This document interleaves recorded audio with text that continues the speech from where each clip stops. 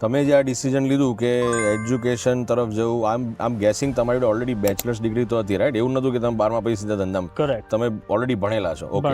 Pharmacy તમે કરેલું છે, ઇન્ડિયાથી કરેલું છે, બેચલર્સ ડિગ્રી લીધેલી છે, પણ તમારે અહીંયા આવીને માસ્ટરમાં આગળ વધવું હતું કે નતું વધવું એની જગ્યાએ તમે ધંધો પ્રિફર કર્યો. આજના યુવાન માટે, આજના જે સ્ટુડન્ટ્સો જે ઇન્ડિયાથી આવે છે વિથ ધ અમેરિકન ડ્રીમનું હોપ લઈને આવે છે, એ લોકો માટે તમે શું સજેશન આપશો? એક તો પહેલા પ્રોપર નોલેજ લો. આવો ભણવાનું ચાલુ કરો, એના પહેલા પ્રોપર નોલેજ લો. તમારું કોર્સ કયો છે, એ કોર્સથી આગળ વધીને એ ભણી નાખશો, ડિગ્રી હાથમાં આવશે, પછી તમારું ફ્યુચર શું છે, પછી એ ફ્યુચરની અંદર તમે એ ટાઈમે એટલી ઇન્કમમાં સર્વાઈવ થઈ શકશો કે નહીં થઈ શકો. That's another decision. અમેરિકાની અંદર 4,000માં બી ફેમિલી સર્વાઈવ થાય છે અને 4 લાખમાં પણ નહીં થઈ શકતી મહિને. ડોલરની વાત કરું, યસ, 4 લાખ ડોલર કમાતા હોય તો એ લોકોને ઓછું પડે, અને $4,000 કમાતા હોય મહિને તો બી પૂરતું થઈ જાય છે. એટલે what lifestyle you want, after you decide કે ભાઈ આ એનો કોર્સ કરવો, એ કોર્સ 2 વર્ષમાં કમ્પ્લીટ થશે, એના પછીની ઇકોનોમી શું હશે, 48,000 to 60,000નું પેકેજ હશે, તો ઇફ યુ